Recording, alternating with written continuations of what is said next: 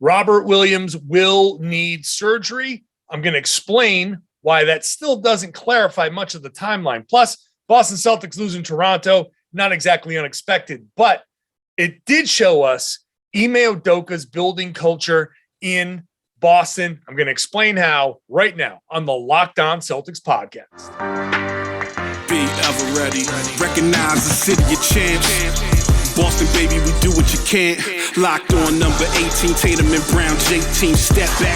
We gon' wet that and slay teams. Of course, the Celtics, who else could it be? Screaming like KG with the Larry O.B. Karalis above average, assessing the team status. Best daily pod, no cap, salary matching. Clutch like Bird the DJ, keep John on replay. Prime time, dapping up the truth on the sideline. Raining J's, how it started, raising banners, how we finished. Locked on Celtics pod, home of the winners. B. Hey there, welcome back to the Locked On Celtics podcast. Thank you for making the show your first listen every day and part of your daily routine. I am here for you Monday through Friday with a free, fresh podcast for your listening pleasure. Wherever you get your podcast, wherever you subscribe, you can listen to the show. You can watch the show on YouTube if you'd like.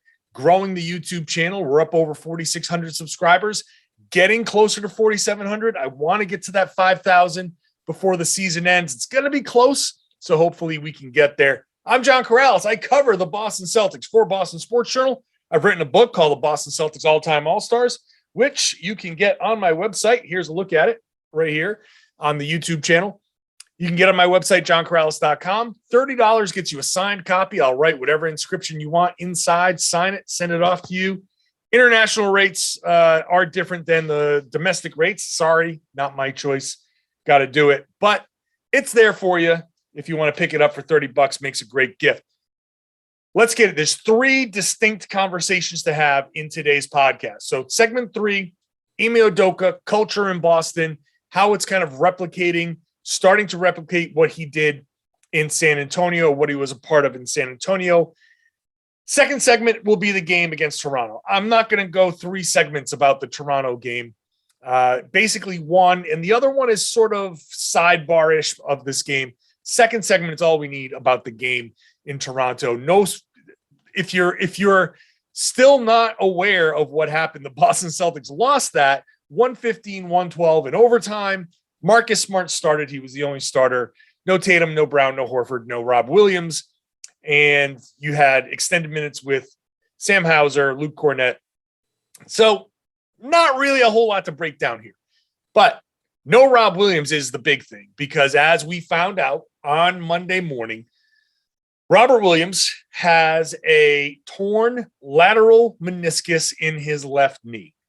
I wrote about it on Boston Sports Journal. I have a separate video on the YouTube channel in the Locked On segments section, kind of an initial reaction, a quick breakdown of what we're looking at. What we learned since then is that Robert Williams is going to need surgery.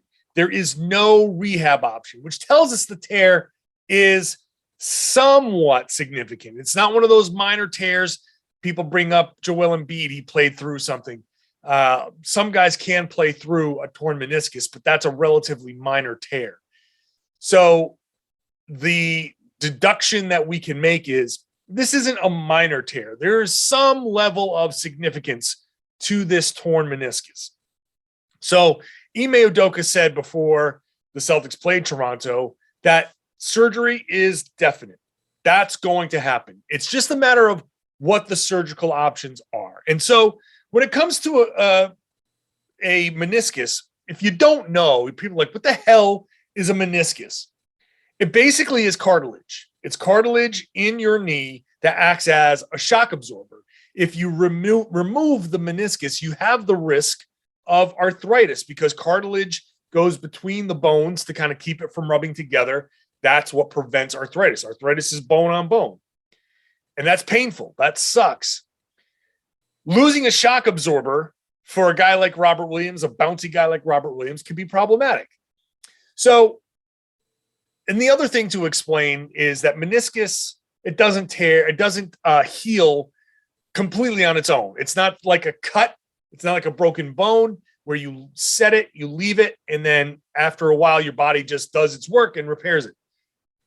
This, you have to either sew back together or cut out the torn part and just go with what's left as your cushion in the knee.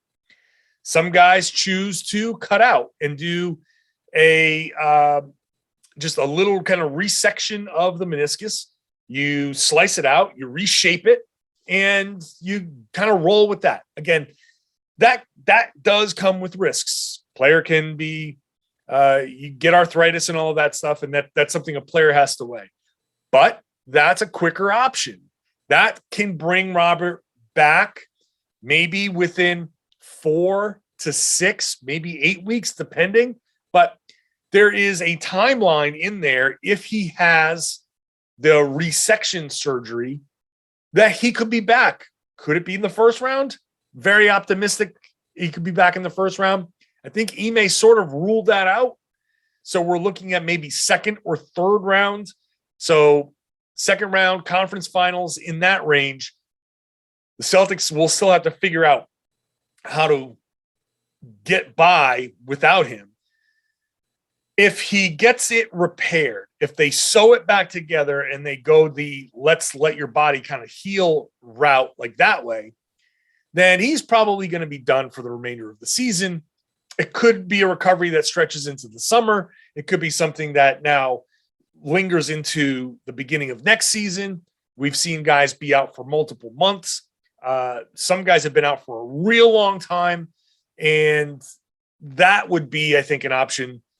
I don't think anybody really wants that option, but that becomes up to the player, because if I'm a player, do I want to say, well, when I'm 50 or 60, do I want to deal with arthritis in my knee? Probably not, but that's part of the decision-making process that they have to make. So that's where the Celtics stand as far as Rob. We're going to find out. I think basically what's going to happen is they are going to go in with an arthroscope, and that's a little small camera. That's generally how they do these arthroscopic surgeries. You make a little small incision, you stick the camera in there, you look around, you say, okay, this is what we're really looking at, because the MRI can only show you so much. You stick the camera in there, you see it, and they go, okay, we're going to go.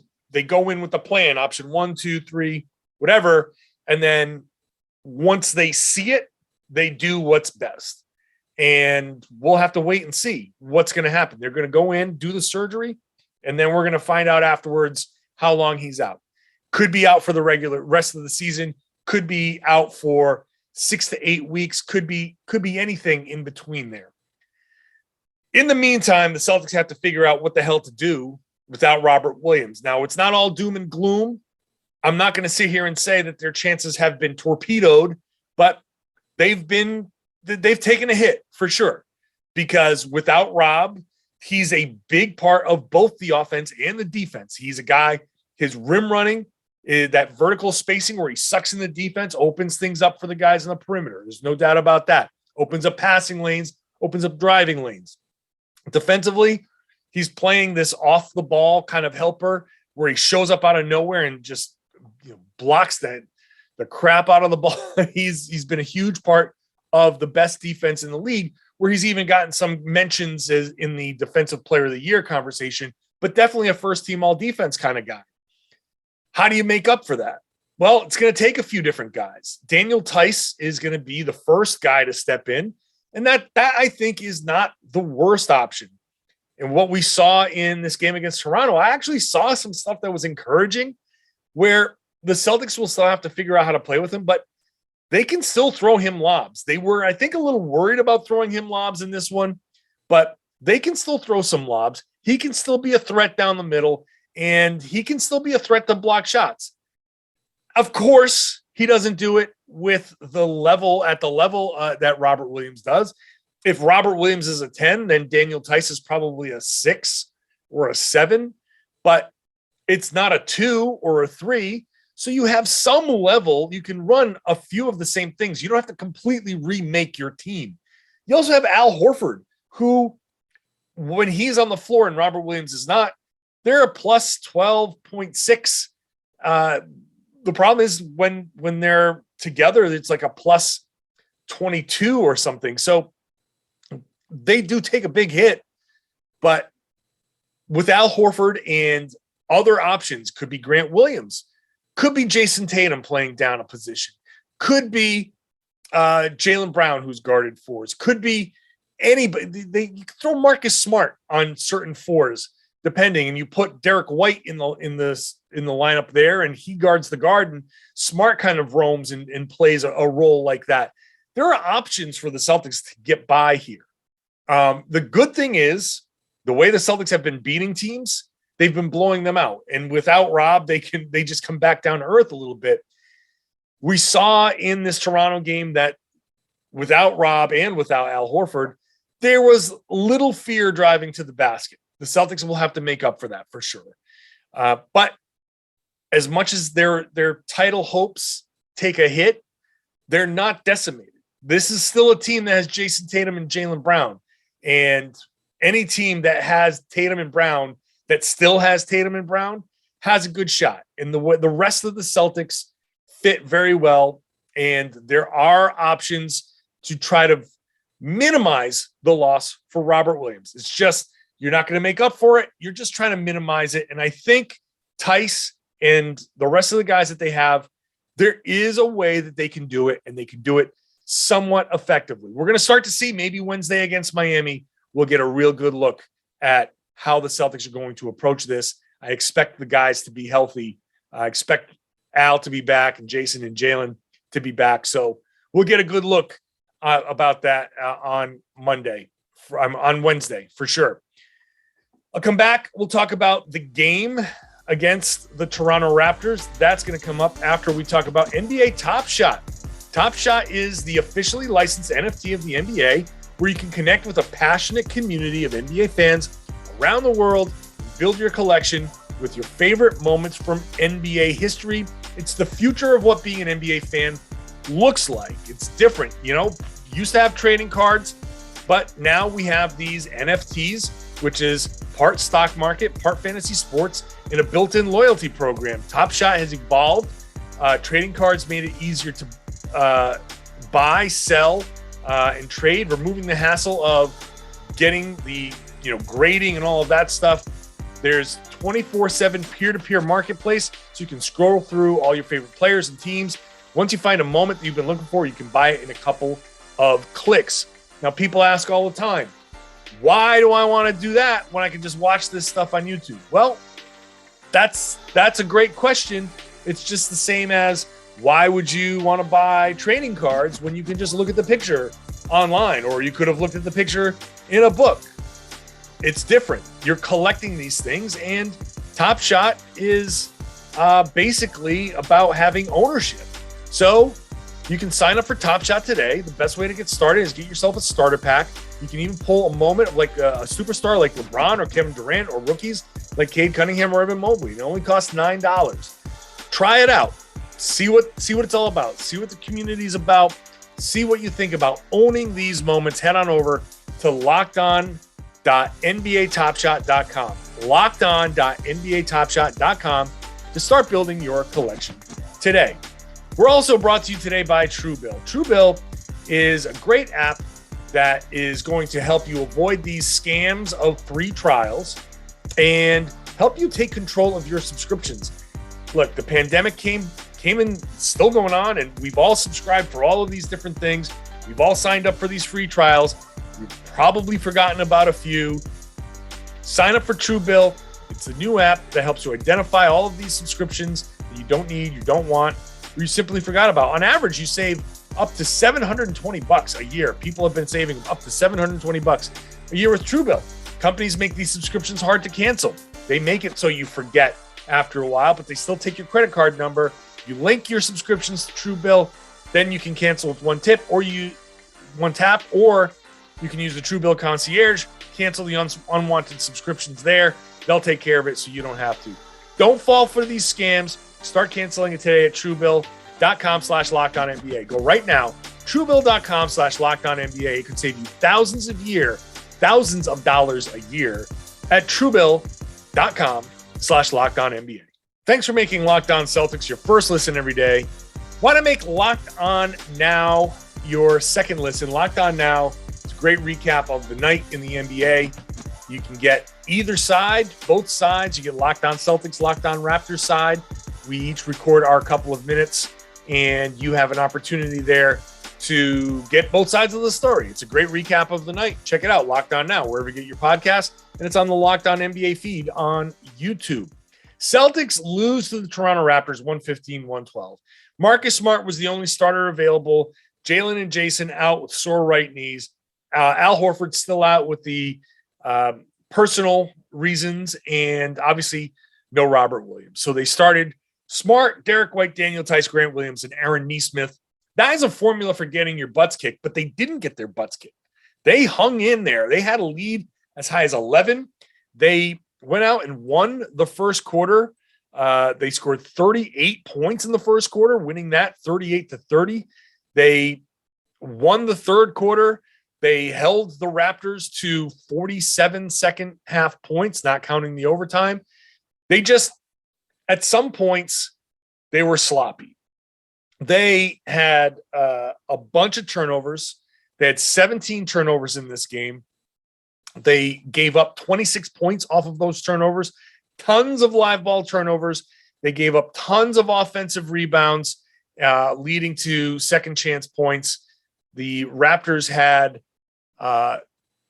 13 second chance points, but they had, what was the offensive? 16 offensive rebounds, kept possessions alive. Even if they didn't score, they still had opportunities to drain the clock and just force you to play defense for an extra 14 seconds. And all that stuff piles up, and it just makes it harder for you to score on the other end. But really the lesson of this game was, when you don't have four starters, it's hard to kind of put that execution together. The late game execution was terrible. The Celtics had a 4-point lead with less than a minute to go, and they ended up losing that lead. And then with the last possession, it got over to Grant Williams in the right corner. The ball went off his hand. I think in that moment, Grant was like, I have an opportunity to win this game. I think he just did that. Take your eye off the ball long enough. And it wasn't it wasn't like it was in a shooting pocket. It was, he had to reach for it, but also like he didn't get that cleanly. And he had guys coming at him. And I just feel like that was a moment where he said, all right, I have this chance, and just waiting to identify where the defenders were before he had the ball. Missed opportunity. Then he dribbles the ball off his foot. They go into overtime. So the Celtics didn't even get a shot off in that spot. They had a chance to win this game, which would have been amazing. The fact that they even had that chance is amazing. But then in the overtime, they scored the first couple of buckets, and I was like, all right, here we go. And then they didn't score for more than 3 minutes, or didn't make a basket for more than 3 minutes. Again, more turnovers. Marcus Smart had 7 turnovers. I think Smart was just trying to do way too much. This kind of shows you that Smart isn't really a primary scoring option, especially with the type of players that he had around. He was getting double teamed. When does Marcus Smart get double teamed as much as he did in this game? He took 25 shots. A bunch of those shots, like, I don't want to sit there and be like, oh, he shot 10 of 25, only 40%. And 2 of 11 from 3, which, look, when Marcus Smart's not in his normal role, this is what you get.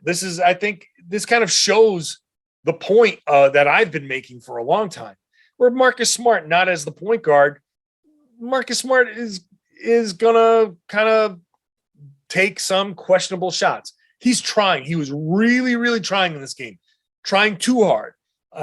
Driving sometimes, trying to get the foul, throwing some shots up, falling down, and looking for the foul. I think that led to some of the misses. I don't think of the 25 shots, probably I would say 14 or 15 of those shots were shots that he would take in a normal game.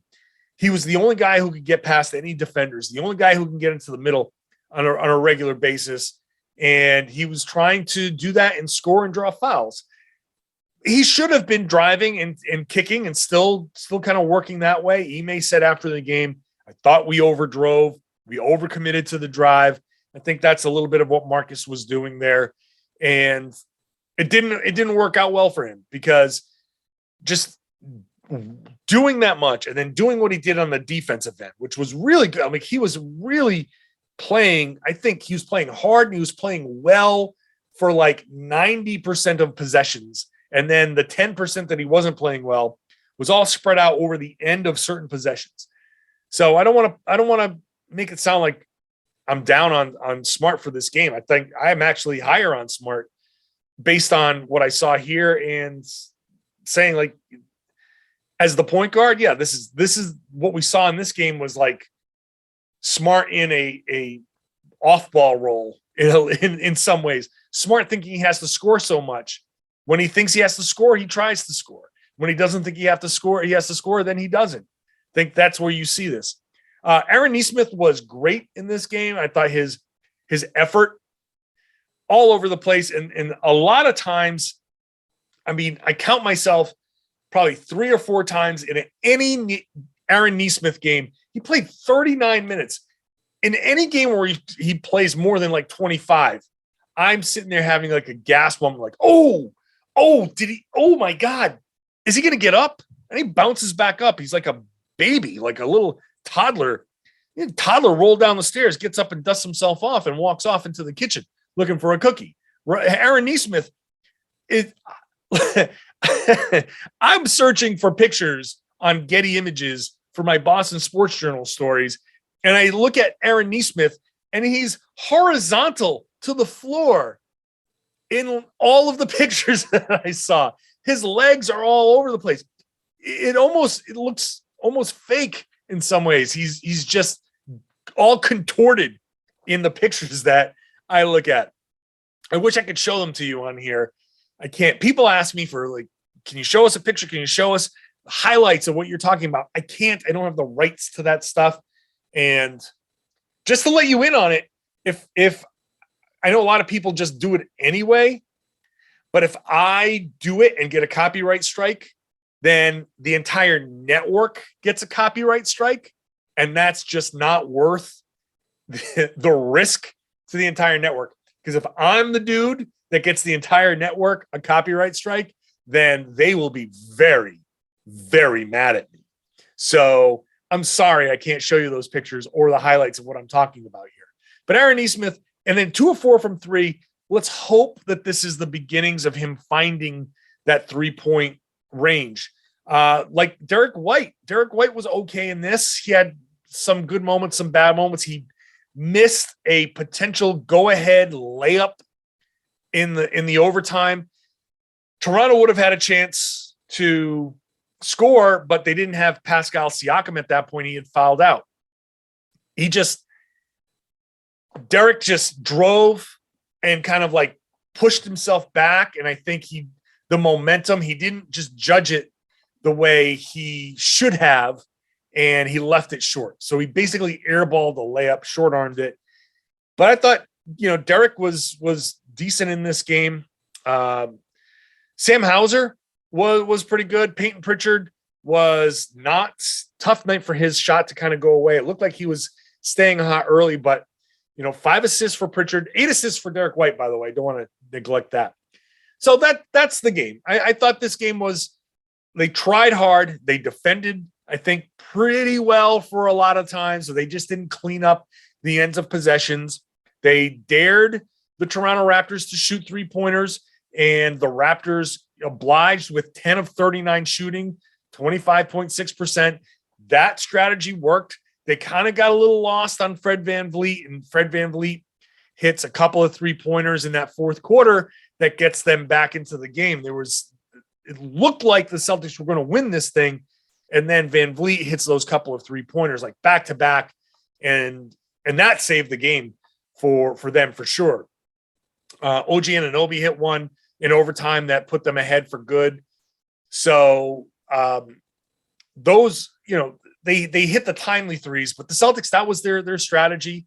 They defended well. They moved the ball fairly well, 23 assists in the game for the Celtics. So, I mean, that they still stuck to the plan. They just weren't good enough. They just they had guys trying to do too much, playing above their heads a little bit, and it led to turnovers. It led to some missed opportunities, missed assignments, and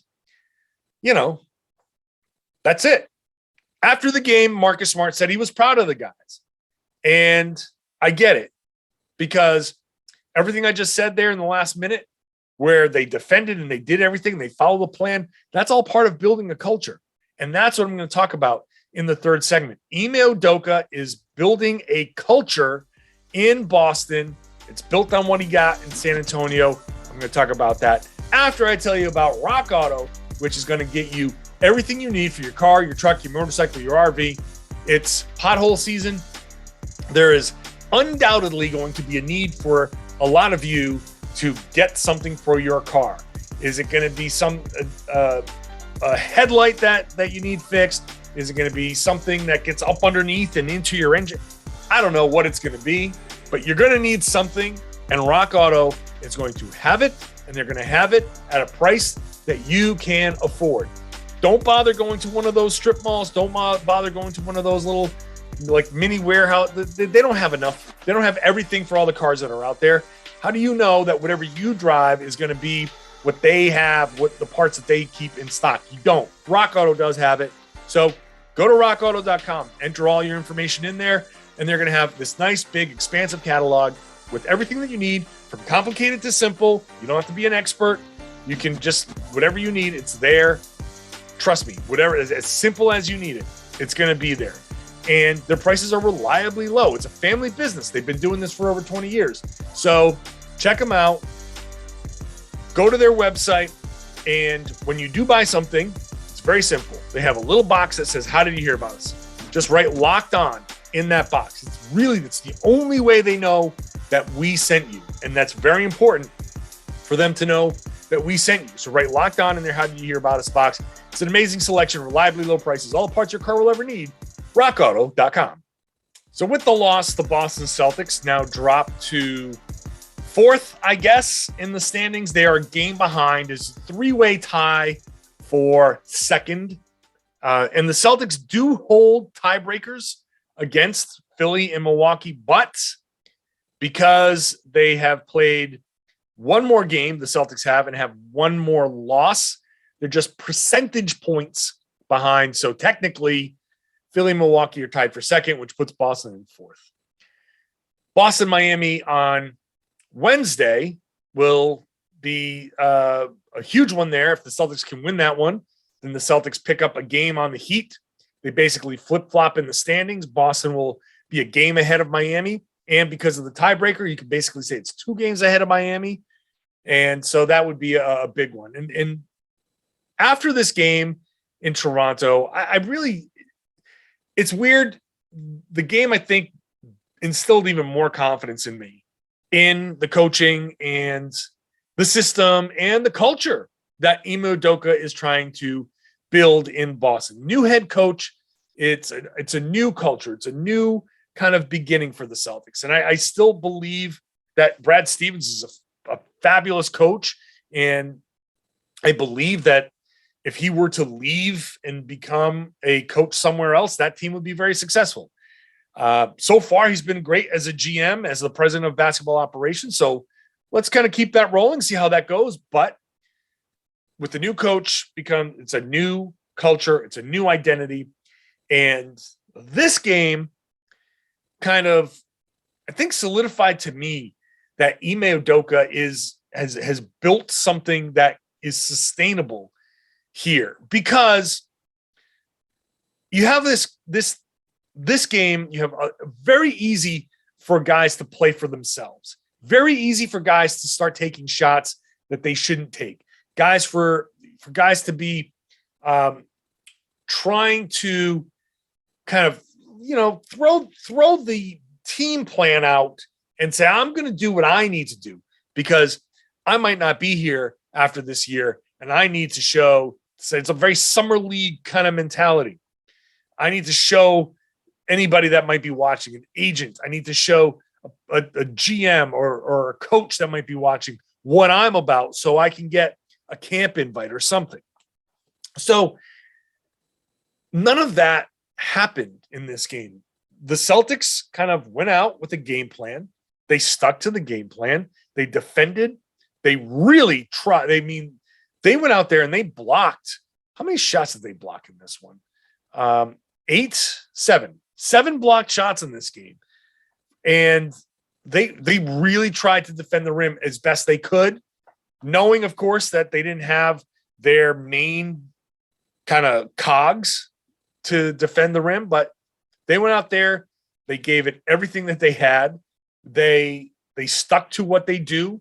Defense first, push the tempo, move the basketball. I told you they had 23 assists in this, which is pretty good, especially for a team that shot 41.5%.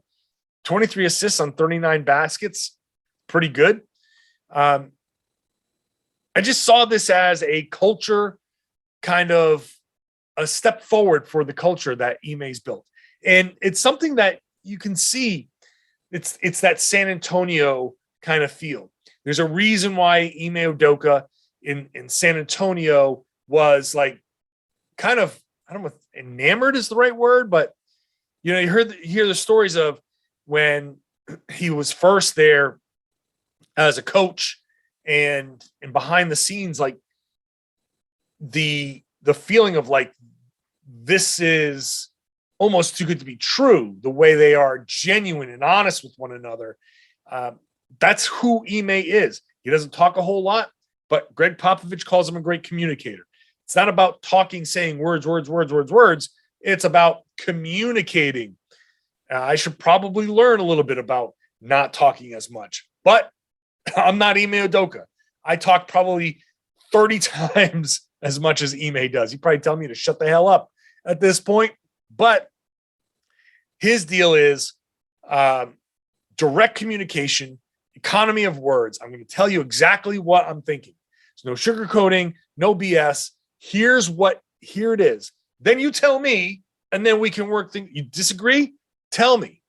Then we can work things out. But it's a great way to operate. I'm going to tell you, I have this issue. You're not doing this.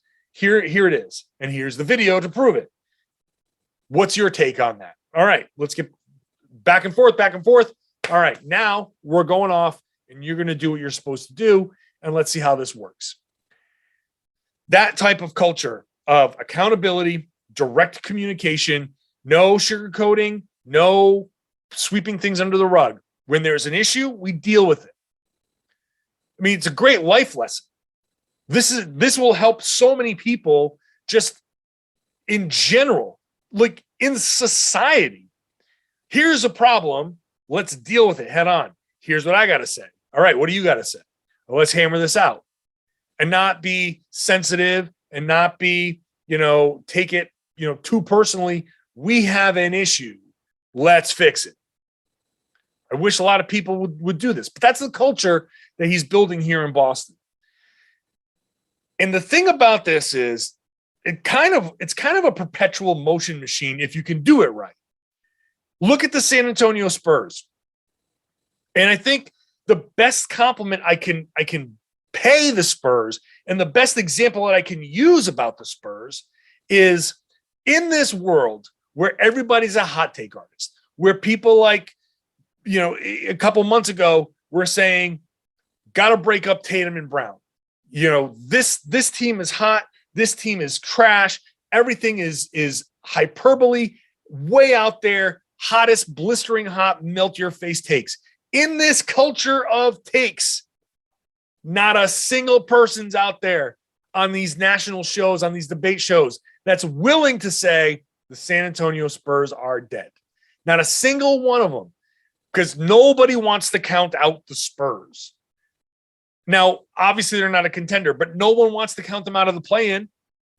And when they're in there, hey, look, if they face the Phoenix Suns, the Suns are going to beat the Spurs, but the Suns are going to have to beat the Spurs. No one's sitting there saying the Spurs are trash. No one's saying that because they're well coached. They've got some good players, and the players who are there fall in line with the culture, and the culture wins out. That's the perpetual motion machine. This has been going on since Tim Duncan, but it's been going on after Tim Duncan left because Greg Popovich and his staff and the front office, they're all working in unison, and they have the same culture, direct accountability, and they care about each other. They care about each other. You hear the stories of Greg Popovich talking to some of these coaches, Greg Popovich talking to Monty Williams and to Mike Budenholzer, and he's going to talk to Ime Udoka after. And they don't even talk about the coaching. They just talk about each other. And the message is, it's just a game. When you're going through some stuff, it's just a game. Just relax. You'll figure it out. Focus on the important stuff. You'll get through this stuff. It's not a big deal. That kind of culture is what's being built here. I know it's weird for the Celtics to be borrowing from another team's culture, but that culture is what Red Auerbach did. It's kind of the same stuff. It's Celtics basketball via San Antonio. So I think this game was really kind of, it showed a lot of that stuff. It showed that everybody is in line behind Ime, and this is going to be how things are done and what we can expect. Like, this is how we should expect things to be from now on with Ime Udoka as the head coach. When people say the Celtics played like the Celtics, that should tell you right away, I know what that means. I know what that means. The Celtics played like the Celtics. I get what you're saying. That's what he's doing. That's what we saw even in this loss with Luke Cornett and Sam Hauser and Aaron Nesmith and all those guys getting these minutes. I like what I see. I also like stopping this podcast at this point because I'm done talking. I'm going to take Ime's advice. So thank you for watching the show on YouTube. Thank you for listening.